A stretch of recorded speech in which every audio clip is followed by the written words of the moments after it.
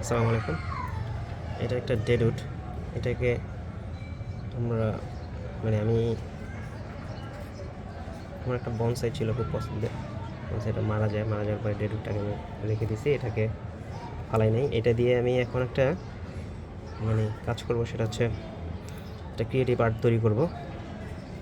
তারপর এই গাছটার ভিতরে আমি একটা জীবন্ত গাছ প্রতিস্থাপন করব, ঠিক আছে?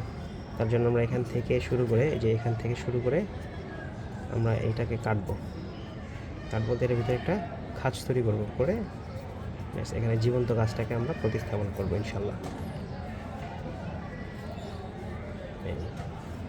আর আপনারা এই ডেডউডের ক্ষেত্রে একটা জিনিস মাথায় রাখবেন, সেটা হচ্ছে এটাকে সার্ভাইভ করতে হলে এর কিছু কাজ আছে। যেমন এটাকে আমি ফাঙ্গিসাইডে ডুবাই রাখছিলাম একদিন, তারপর কড়া রোদে শুকিয়ে এটাকে একটু আগুন দিয়ে পুড়িয়ে দেওয়ার পরে এটার উপরে একটু বার্নিশ অয়েল মেরে দিব। সেক্ষেত্রে গাছটা অনেক দিনের জন্য সার্ভাইভ করবে আর অনেক দিনের জন্য টিকে থাকবে, ঘুনটুন ধরবে না, ঠিক আছে?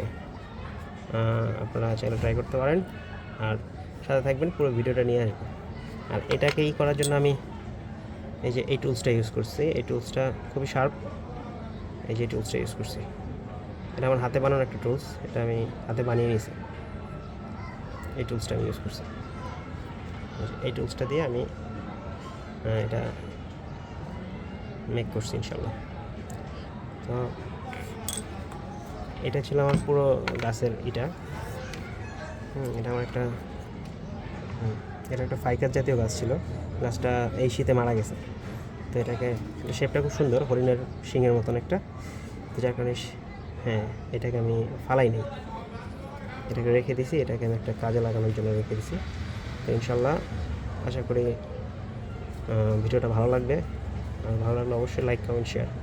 আসসালামু আলাইকুম।